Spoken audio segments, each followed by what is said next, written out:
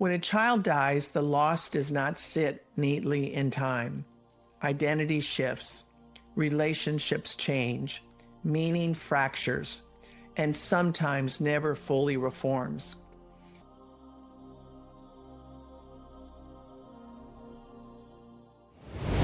Welcome. I'm glad you're here. Before we go any further, I want to take some time to name what this space is and, just as importantly, what it isn't. Over the course of my career, my work has been grounded in adult human development, systems, thinking, and the way people adapt to disruption, loss, and change. Whether I've been working with leaders, organizations, or families, I've always been most interested in what happens after familiar structures fall away, when identity, meaning, and relationships must reorganize. This podcast emerges from that same inquiry.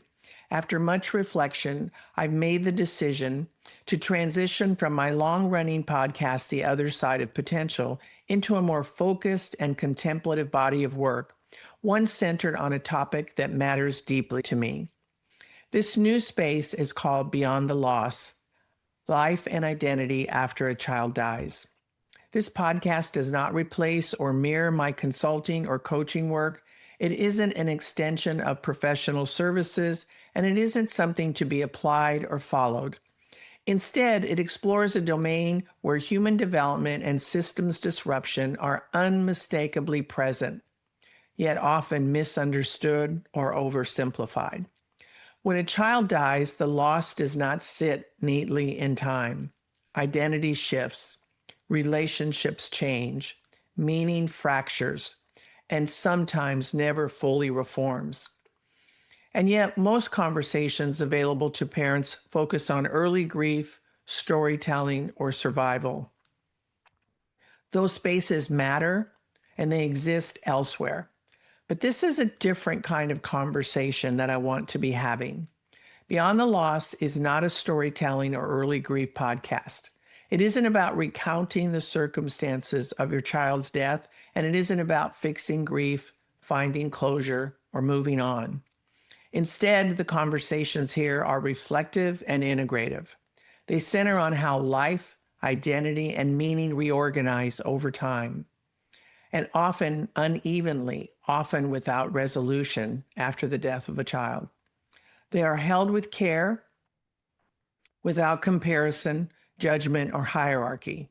You'll hear solo reflections from me, as well as carefully held conversations with parents and professionals who speak not from immediacy, but from lived perspective that has had time to unfold.